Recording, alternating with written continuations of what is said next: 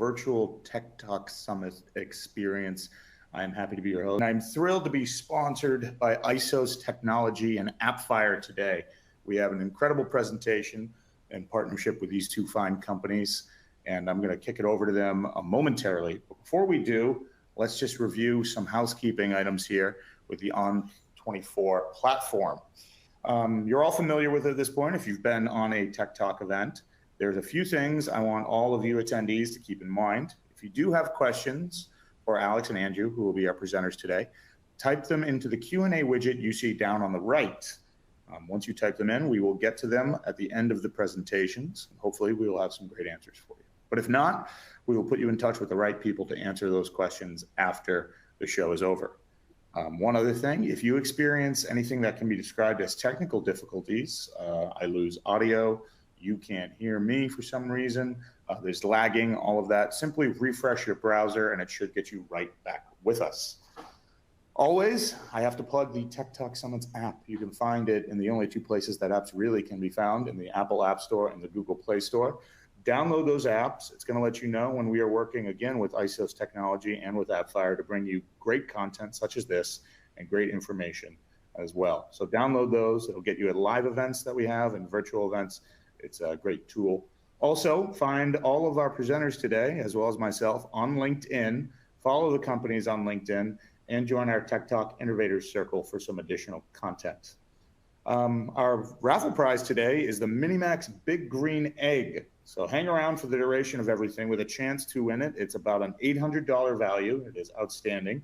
I am cooking on the large version of the Big Green Egg, and it's an absolute blast. This is a portable version. It's going to be a great time for whoever wins it.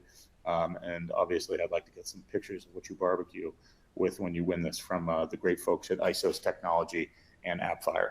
So without further ado, I'm going to kick this over to Alex and Andrew, and they're going to take it away on behalf of Isos Technology and Appfire. Gentlemen, thank you so much for being with us. The floor is yours. Awesome. First of all, Rich, thank you. Tech Talk, thank you. Appfire, thanks for joining us. I'll start with my intro. I'm Andrew Bauman at Isos Technologies, and I'm the Director of Strategic Accounts and Pre-Sales, which basically means my team and I are responsible for solutioning a lot of complex problems for our customers. Part of the reason I'm also here is, as you could expect, I have a lot of personal experience with automation, but my specialty over the course of my career has been ITSM.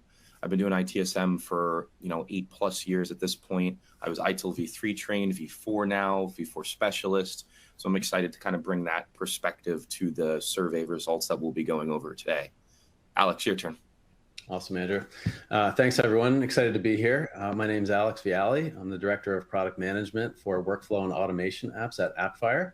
I have a 15 to 20 year experience in user experience and product management.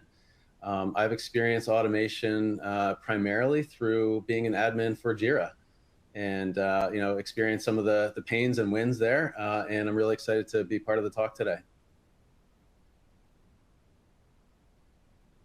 So I'll just start with a little bit of context for us as we get into this. Much of what Andrew and I are going to really talk about today stems from a joint survey that Isos Technology and Appfire partnered on with a third-party research firm. We did a recent poll of IT professionals and leaders from businesses in US, Canada, and UK about the current state of automation.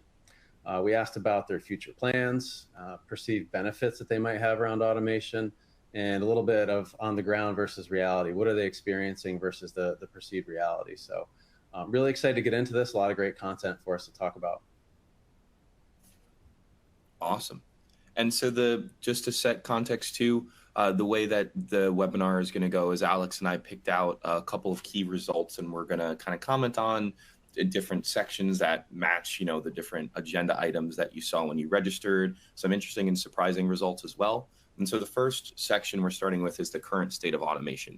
So basically kind of level setting with one of the first two survey questions as part of the survey. And then in that note, we want to engage you guys immediately with the first poll question of today. And so the first poll question here, I'll read it aloud. To what extent do you agree or disagree that automating day-to-day processes is a strategic priority for your business? So the way Tech Talk works is you can just click right into your screen to answer. So agree, neither agree or disagree or don't know. And this question is very similar to the question that we're going to go over in a second too from the survey. So kind of interested to see whether or not you guys agree with it or disagree, or if it's similar to the results that we got in that survey. So I'm going to give around 15 more seconds for everybody to answer. Again, you can just click right into your screen. Pretty nifty platform, if I do say so myself.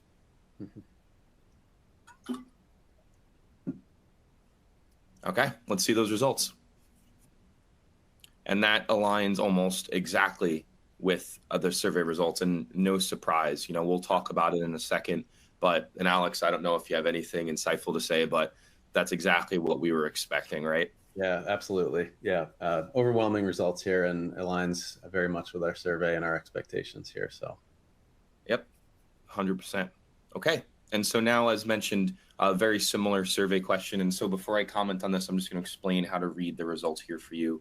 And so basically, the three phrases you see at the bottom of the kind of the graph or the chart, we asked the same thing to the survey respondents and basically said, do you agree with this, strongly agree, disagree, etc. One important note as well, this will come up a lot throughout the rest of the webinar. We asked the survey participants to kind of categorize themselves, what industry, are they high current automation or low current automation? And so sometimes you'll see that flag, like on the third one, that 68% of the people who strongly agree with that strategic priority phrase also identify as having high current automation. So when you see that kind of flag there, that's what it means. It's just talking about who actually answered that from a percentage perspective.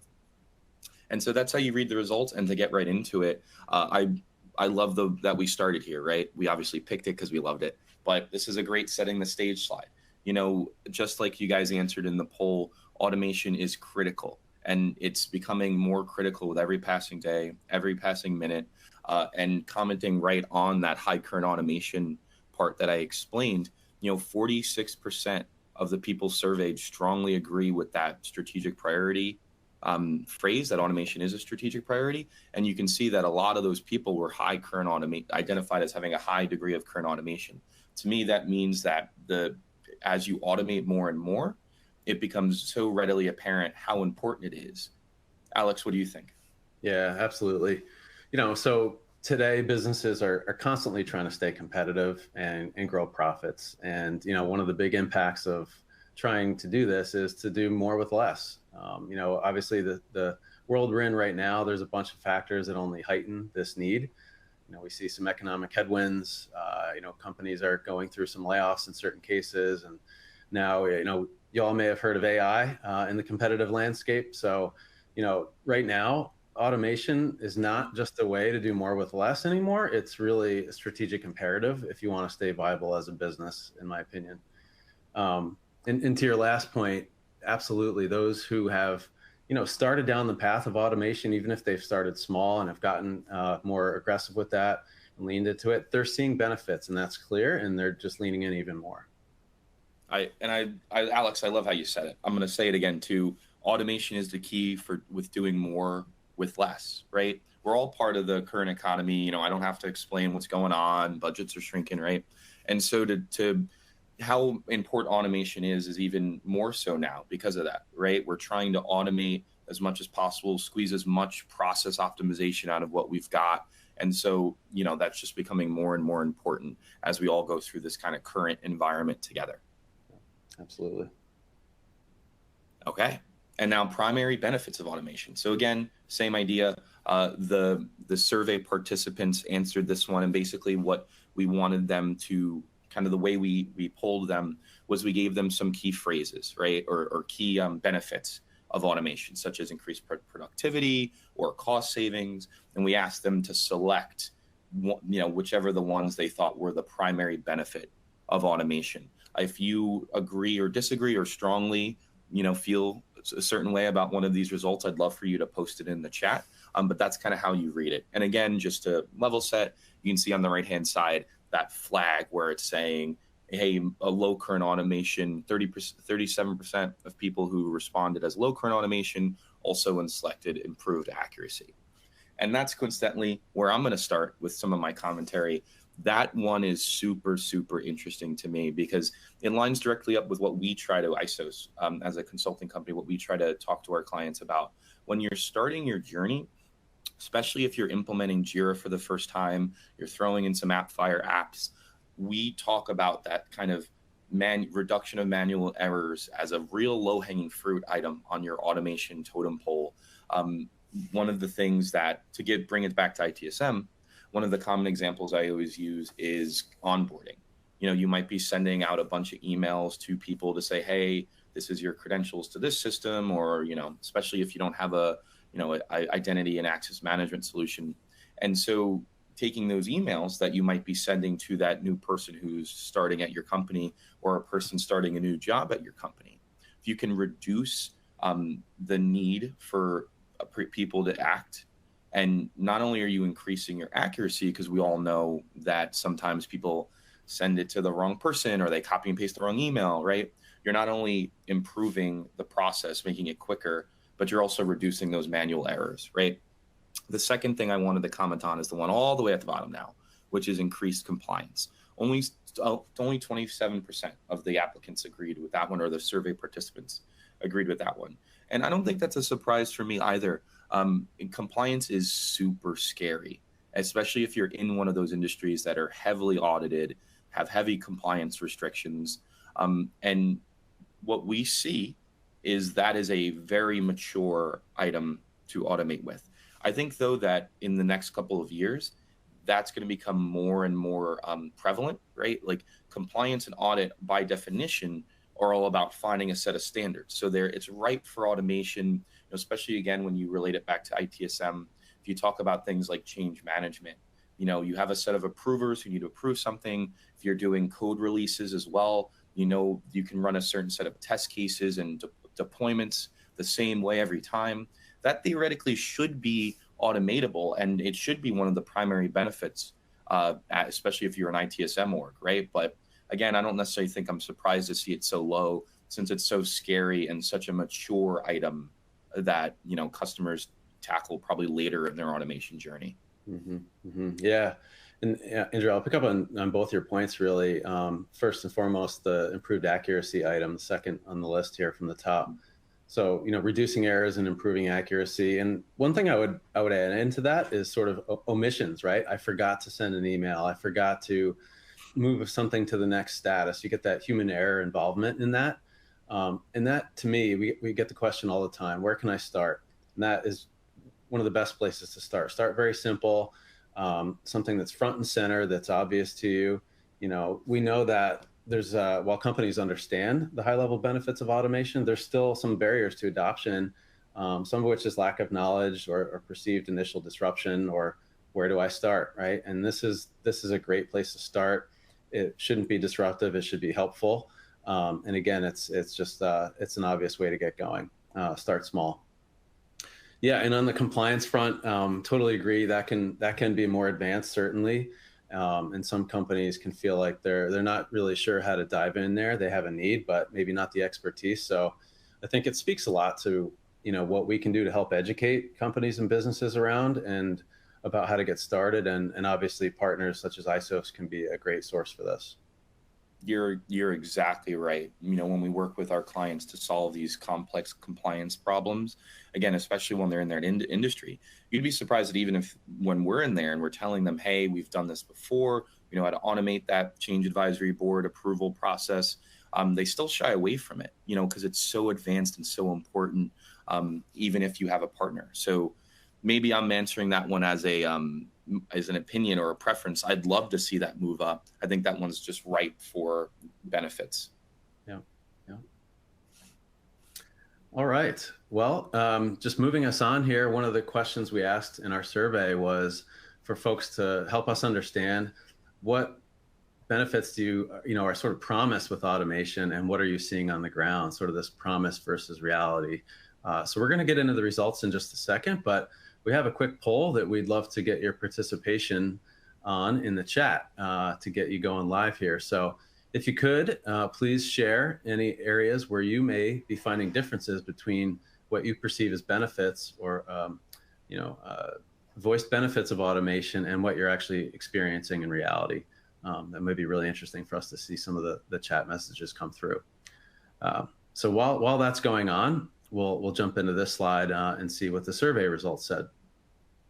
So what we're looking at here is for each topic on the left, we see what percentage of survey participants are actually realizing the benefits indicated in blue versus expecting but not realizing those benefits in gray. Okay, so what's, first and foremost for me, it's very confirming to see that the vast majority, 78%, are expecting and also realizing the benefits of increased productivity and efficiency. Automation is helping people. And that's where I first got started with Jira, automating around efficiency and productivity. What maybe is most interesting to me, and I have a hypothesis, I'd love to hear anybody else's thoughts on this, but third from the bottom there, ability to be more competitive. 40% are realizing these benefits and 60% are not. And my hypothesis is that, most companies and businesses, as we saw in the strategic imperatives on the earlier slide, are really starting to embrace automation and make that a strategic initiative. And so all of these companies are doing this. In a sense, all boats are rising at the same time. And so if you don't look into automation, you're not investing in it, you're not dipping your toe in the water, then you're going to be left behind as a business. Absolutely. And like I told you in some of our prep meetings, I love the analogy with the boats rising. It makes perfect sense. If you start automating and all your competitors are already automating, you're not going to get any benefits, right? Because your competitors are already ahead of you. Your boat's theoretically underwater because everybody surpassed you. Not a surprise on this one. What I'm going to comment on, I guess I've become the compliance guy for some reason, but the increased compliance right down at the bottom.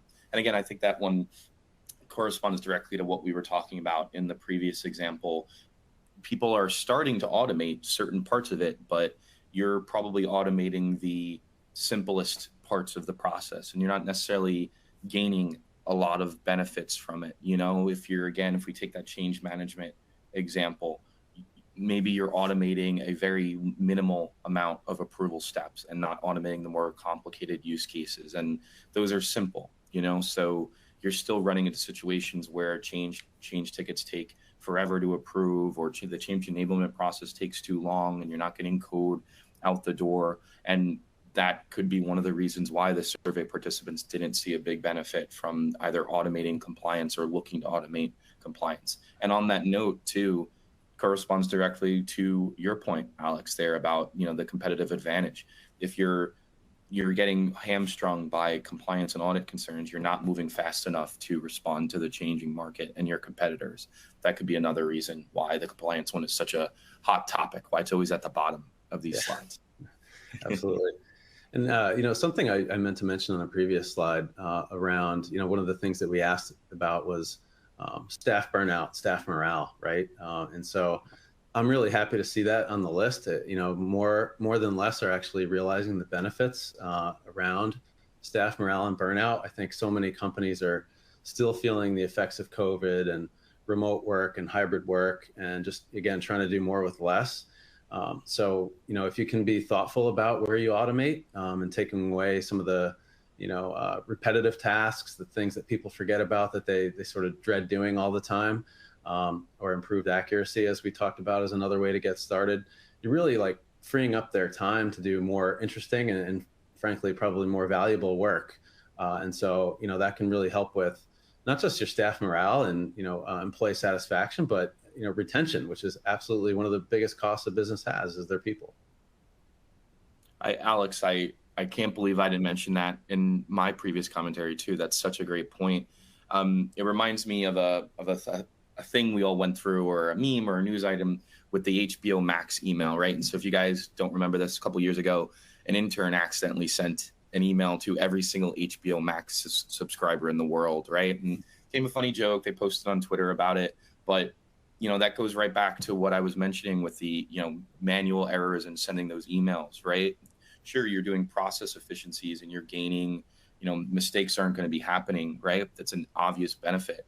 But think about that poor intern. My God, Alex, how do you think he or she felt sending that email? So getting, helping prevent mistakes and prevent that kind of impact it has on the person who made the mistake, But also, could you imagine having to send emails as your job? Coming out of college, the laborious task of sending a bunch of emails to onboarding people all the time. Like, you want people to feel engaged and, challenged by their job. And so automating those easier tasks is a great way to do it.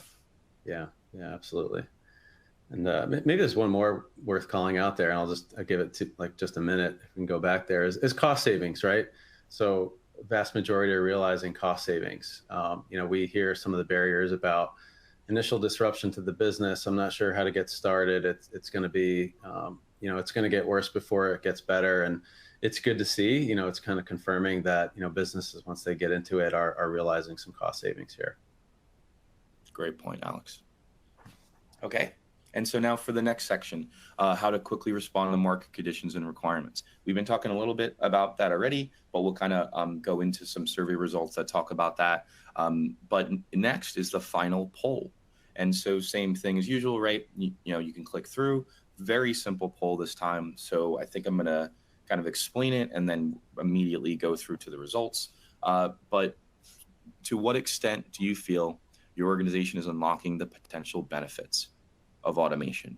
Super straightforward. Again, just click A, B, or C right there, full, partially, or not at all. And we'll get to the results. Drum roll. Bum, bum, bum, bum. And again, super not surprising, right? I think most of our customers, we've seen in the survey, I've seen it anecdotally, Alex, everyone's automating a little bit, but there's an obvious big gap in what you could automate in most of my situations, anecdotally speaking. Shout out, though, to the 8% of people who are fully benefiting from automation. You guys are the rock stars here, clearly. Yeah, we need to talk to them. And I'm imagining the folks that said not at all are on this call for a reason, right? They're sort of curious and know where the winds are going and curious about how to get started. And but yeah, it's pretty confirming to see that the vast majority, or at least have started into this journey, and I'm sure just going to lean in a lot more. Absolutely. Okay. And so for this one, we kind of polled the survey participants and sorted their answers into the different categories of what they identified as. So like the data analysis, they belong to a data analysis team or an IT service desk team, right? And we basically asked them to respond to the prompt, right? Is how does automation help you respond to market conditions? So it's a little bit more free form. We're obviously not going to read every single one of these selections, but only a couple that we found particularly interesting. And I'm going to go right into the IT service desk, since that's my wheelhouse. And my favorite one here is the first. They're able to resolve tickets at a high rate. You can see there's a couple of themes developing in this webinar, right? I think if you look at automation in general, you're basically solving for, or the top three benefits of automation across all sorts of teams are very similar. But the reason why I like this quote, resolving tickets at a high rate, is we've been talking about the process improvements, the morale improvements, Alex. We've been talking about all these things, but my God, isn't that KPI one of the most important KPIs in all of the IT service desks? Is how quickly you resolve your tickets. And so that being able to leverage automation to drive down your mean time to resolution, right? And maybe hit your SLA goals a little bit more often. Not only is that a great KPI to measure to see how successful your automation initiative is, what we talk about with our customers all the time is if you're starting down a journey, you're hiring Isos, you're buying an Appfire app, you want to make sure that you can justify to your management that your project was successful, and then hopefully get yourself a promotion or get yourself that second project to do phase 2 automation. Picking those KPIs and then being able to say, hey, this is how I helped the organization. I reduced our mean time to resolution of an average incident by half. That's something really, really powerful that you can take advantage of. And that obviously has a big impact. If you just take an incident, if your IT service desk, you're solving incidents quicker, getting people back online quicker, that's just going to help you kind of be more competitive in the market. If your average competitor is taking too long to fix your developers' computers, right? Yeah. One thing I love about this slide, and there's so many great quotes here, is that it shows the impact of automation in different departments. It's not just, traditional software development, engineering, IT. We see on the left, it's about data analysis and BI and forecasting. It's again, IT in the middle, and we see finance on the right. And I think, it just speaks to the opportunities that other business units that maybe have been lagging in automation adoption, but are starting to realize and that they can really get into and benefit from automation. We're seeing some of the evidence from some of the quotes here. And more, we're seeing that teams work cross-functionally, not just within their business unit, but across, right? And so there's a lot of opportunity there to streamline processes and automate across those business units, and that's only going to continue. Just regarding how to respond to market conditions, you never really know what they're going to be. We've hit COVID again, remote and hybrid work, economic headwinds and layoffs, and AI. Those are just a couple of recent examples. It's been kind of a crazy time, but it's and trying to do more with less and staying competitive. So again, I'll just kind of repeat something I said earlier, is that if you're not automating or if you're not investigating this and keeping up with the advantages it can provide, you could really get caught in a tough position if you're not ready. And so, one of the things I've been giving this a little bit of thought of, how you can prepare yourselves is maybe just understanding what your processes are, right? Having them captured somewhere. So in the event that you need to automate something, it's there and it's available. You can look at it and you can target where you want to go with it. 100%. You're exactly right.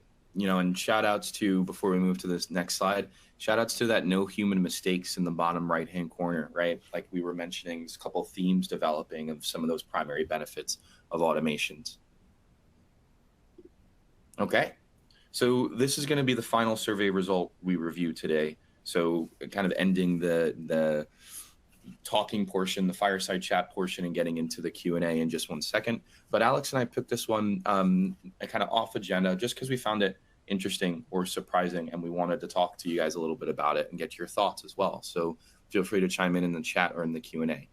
And so just to explain what this one is, it was a pretty straightforward question. How much support are you going to need to automate? And so 3% of the survey participants said they don't need any support. They'll be able to do it in-house, right? Those are probably people kind of on the higher end of the maturity spectrum. 51% said we will need some support, and 46% of the survey participants said we will need extensive support from solution providers. And my commentary is easy, right? As a solution provider, you can see why this one is near and dear to my heart. We take a lot of pride in the partnership we have with our customers. In the beginning of our relationship all the way until 5, 10 plus years, we've had some of our clients. And part of the reason is we set you up for success. Our kind of mantra in how we work with our customers is in an example, in a situation in which you're low current automation, right? You could see there 46%, out of that 46% that needed extensive support, 57% of the low current automation people identified as being in that category, right? And so if that's where you're coming from, what we're going to do is, number one, set you up with some of those low-hanging fruit automations as part of, again, a Jira deployment, Appfire app deployment. But number two, you probably have an admin or a part-time admin who's going to be taking ownership of the system. We'll teach you how to do those automations so you can not only keep track and improve them as they already exist, but also create your own, And so oftentimes when we work with our clients, they're relying on us for the more complicated ones moving forward, and they can kind of maintain the simpler ones, So this is very interesting to me, but not very surprising as what I've seen in the market, and again, how we work with our clients. Alex, what do you think? Yeah. And, I look at this and I think it's maybe confirming to me to see, organizations, especially the smaller ones, feeling the need for support with automation. We talked about some easy ways to get started, and that's certainly doable. But, small companies especially have employees wearing lots of different hats, jack of all trades, in some cases, master of none. And they're often spread thin. So, I think the level of support comes down to knowledge and resources that you might have within a company, and the level of automation you're seeking or advice you're seeking. So, as Andrew suggests, a partner, this is their bread and butter. They live and breathe it every day. So, leverage their experience in helping you with this stuff. Even if it's just to get started, in my experience, it can be intimidating. Where do I start and how do I get started? But once you do, I found, you can sort of self-serve some of this after a while. So, but partners are a great way to get started. Exactly right, Alex. As I mentioned, we take a lot of pride. We literally do it for a living. And now, so to wrap up here, we're going to go with key takeaways, right? What Alex and I thought reviewing the whole survey. And Alex, you're up first. What were your key takeaways? Yeah. So maybe no surprise, but automation is here. We're seeing the benefits of it, and it just continues to grow. It's critical to staying viable as a business. As you saw, that all boats are rising again. There's the line for you again. To stay competitive, you need to get in it. So many benefits, from efficiency to compliance to staff morale and retention we talked about, and it's applicable to just about every business unit and across those business units. So the last one is there are ways to start small, and there are ways to get expert support through a partner. So do what you feel is right for you, but there are resources available. And so my key takeaways, I think number one, it's very comforting to see that a lot of these survey results kind of line up directly to what we're seeing anecdotally in the market with our clients, right? So as I was kind of mentioning one of those polls, I think I would have been a little bit, shocked to see something that was kind of vastly different than what we're seeing in the market. So that kind of lined right up, right? Sometimes the power of doing some of these surveys is confirming what you already know, but you don't have the data behind it. So that's awesome that now we have this data from the survey. And then number two, I think kind of a little bit dissimilar than the point I just made. I think I was a little surprised at how many people identified as low current automation. I think I was more expecting a lot of the survey participants to be a little bit more aggressive or maybe braggadocious, I guess is the word I'll use since I'm using SAT words today. But a little bit more proud of what they've already built, because anecdotally, that really lines up with what we see. A lot of customers are very immature from an automation standpoint. They might have good processes and good workflows in their company and in their teams. Like, again, for the ITSM example, they might have a great incident management process, but they might be doing no event management, on-call scheduling, right? Which is a great incident management automation thing to tackle. So I was a little bit surprised there. And I think positively surprised that lined up with what we see, even though I was expecting it maybe to be a little bit more on the hey, we're super automated, even though they're probably not, Alex. Mm-hmm. Yeah. Yep. There's always more opportunity, especially these days. 100%. Okay.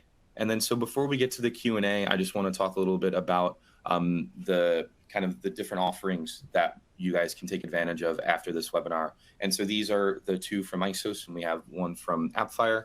And then, so on the left-hand side, we're offering everyone who joined the webinar a complimentary ITIL workshop. And so that's somebody like me who is ITIL V4 certified. They have the experience working with tons of customers. And this one is really analysis of your process, right? Isos is a platinum Jira partner. We're Jira experts. We love Jira. But the ITIL workshop is more about you guys bringing, again, like I was kind of just mentioning, bringing like a process diagram to that meeting and allowing us to look through it with you and say, okay, this is what we've seen in organizations similar to you, or this is an opportunity for you to automate something, right?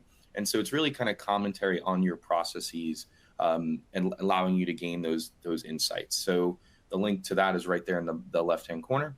And then on the right-hand corner, very, very applicable to this webinar topic, jumpstarting automation for Jira Service Management. So that's a kind of free white paper that you could download.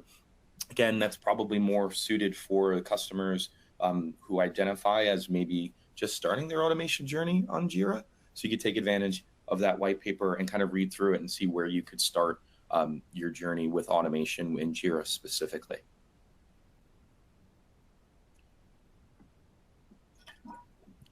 Great, thanks, Andrew. And yeah, just a quick plug for Appfire. There's visit our site appfire.com. We have a number of apps and solutions that we can package together for you to increase efficiency, get control of governance, and so many apps within workflow and automation and beyond. Reach out to myself on LinkedIn, talk to Andrew, visit our website, get into a trial, a number of ways to get started with Appfire. Awesome. Alrighty, I think it is now time for Q&A. Gentlemen, fantastic presentation. We have a good amount of questions here. One that just came in from Mr. Chris Torma. Will this deck be shared? Chris, yes, we will make this presentation available via the Tech Talk Summit website, and you're going to find a good amount of resources there, as well as the contact info for our presenters and folks from both Isos Technology and Appfire. So you'll be able to go through it there. And also, Chris, I can jump into the report. The survey report will be fully available, we expect, by the end of the month, both through Isos website and Appfire as well. So you'll be able to get a copy of the report. And that takes care of another question that I had. But we also had a poll question. I believe it was poll question number 2. And we got some very insightful comments here. So I'm going to go through a few highlights here. Jason Frame says, I think a lot of companies who want to automate have not done the necessary prep work of fully understanding their processes and re-engineering them to work better with automation. It's very insightful and a great response. Let's see here a few. I'll just add a note on that too. It's you can automate bad processes, and that's probably not a good thing, right? And so to the speaker's point is understand what works for you. And understand your process before you start automating it. That said, again, there's easy ways to get started with the things that are front and center, like errors and omissions and human mistakes. So there is a way to start small and build. Yeah, I exactly agree with you, Alex. Not that comment was super insightful, super powerful, but it scares me a little, because when you're working with your clients, I don't want them to focus on boiling the ocean, right? So Alex, to your point, when we do something like that and the client comes to us and they're like, well, our process stinks, we're getting rid of it. There's definitely some parts of it that are going to remain, right? Like everybody does automatic assignment, right? That's basic ITSM kind of ticketing. And so sure, maybe your assignment groups aren't in perfect shape right now. Maybe you're going to completely revamp them. But what we try to do is say like, okay, well, before you do that, like what's definitely going to stay, right? You're probably not going to remove your L1 support desk, for example. You might try and, do triaging better, but maybe you can automate some of that process quickly, gain those benefits quick, immediately, and then kind of continue with the process redesign. And that's, again, another good way to keep getting funding, right? You got to show results to keep getting the budget flowing. A lot of low-hanging fruit. All righty, a few quick comments.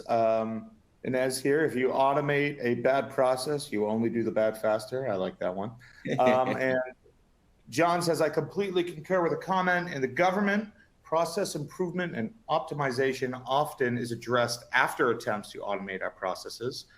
We have a lot of great stuff. Folks, in the interest of time, I'm going to just go through some highlights, and then we have a few questions that I want to get to. One response to that poll question number 2, and this will be, I got 2 more that we'll go through real quick here. But Chris says, product automation features in JIRA require meaningful employee knowledge and uplift to design, build, and maintain rules. And then Jonathan, I'm going to do my best here to get through this. Automation expectation, ITSM, will consolidate all data into a single source or reference for a system of record. Reality, many different tools presenting data are purpose-driven. Some of the value from these tools is lost, and the system of record is no longer usable for all parties. We got a lot of great folks here attending this and adding expertise. So we appreciate everybody's answers to that question. And before we get into the barbecue, I'm going to get into some questions here from our attendees as opposed to some of the comments. Raul is asking, what is an ideal versus realistic percentage automation to aim for? A percentage Yeah, putting a percentage to it, Alex, is a little bit tough, right?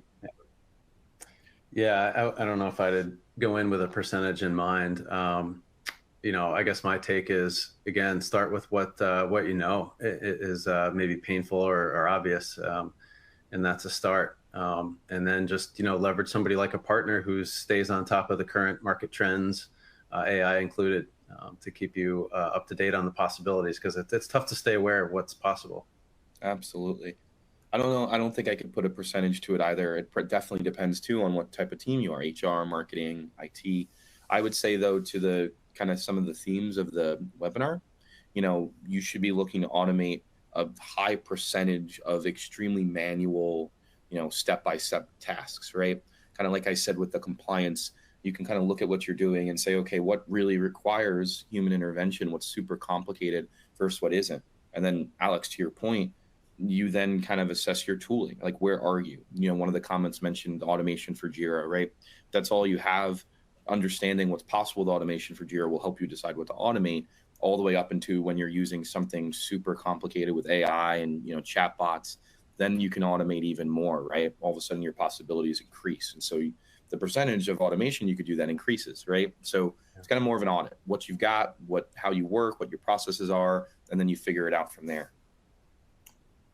All righty, I'm going to go through a few more here. Another good question. What are typical FTE hours savings you have seen in organizations who are starting to automate? Ooh, great question. So we did a project with a customer, and I forgot their name. I wish I remembered, but they literally saved thousands of hours of FTE time within the first couple of months of our deployment. This was a fairly large customer, so obviously their IT service desk was fairly large too. We're talking 250 to 500 different service desk professionals they were licensed for, but thousands of hours, right? And that's just kind of with it was the first deployment. We had just deployed Jira for them. They had just started using it. And so that was all a bunch of low-hanging fruit automation, right? So that's kind of what you'd expect to see as you go down your automation journey. Alrighty, folks, we're going to ask a few more, but I want to remind everybody that you're going to be somebody from both Isos Technology and from Appfire is going to be reaching out to you via email to anybody who asked a question and we didn't have time to answer it. But I want to get two more in here I think we will have time for before we move on to barbecue. Rahul says, sounds good, and thank you for the perspective and guidance. Thank you, Rahul. We appreciate it. One more here. David, do you have a good definition to use for workflow versus automation? Are they the same or not?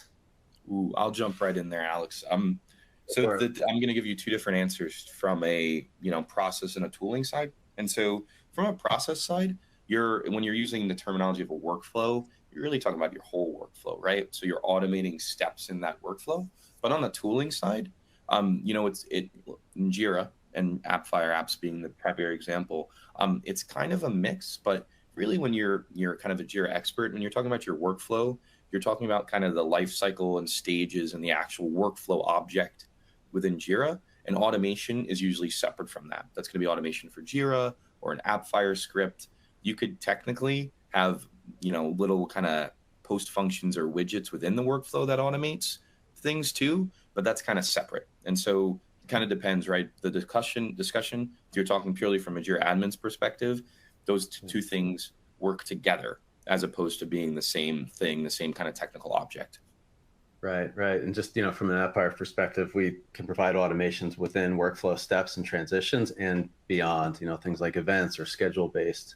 And you can even, share some of these workflows across projects and things like that. So there's, automations that you can do just beyond just the workflow itself.